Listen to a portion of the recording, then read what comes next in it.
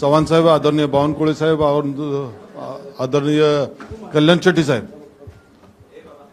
आदरणीय कृपाशंकरजी साहेब, व्यासपीठावर सर्व आमचे सहकारी बंधूंनो, आज अनेक वर्ष मी वेगळ्या पक्षात काम करत होतो, पण भाजपची ध्येय धोरणं, भाजपचा विचारसरणी, भाजपचा विकासाचा गाडा हा सर्व बघितला.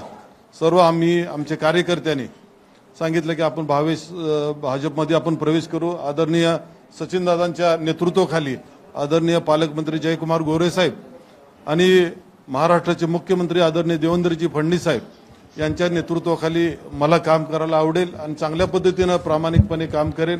पक्षाची प्रतिष्ठा पक्षाशी निष्ठावंत राहील आणि अतिशय चांगल्या पद्धतीने काम करण्याचा हेतू माझ्या डोळ्यासमोर आहे. आम्ही म्हणून सर्व आदरणीय प्रदेशाध्यक्षाच्या आदरणीय बावनकुळे साहेबांच्या उपस्थितीत आज मी भाजपमध्ये प्रवेश करतोय आणि मला प्रवेश दिला त्याबद्दल मी अध्यक्षांचा आणि सगळ्यांचा आभार मानतो आणि इथंच थांबतो. जय हिंद, जय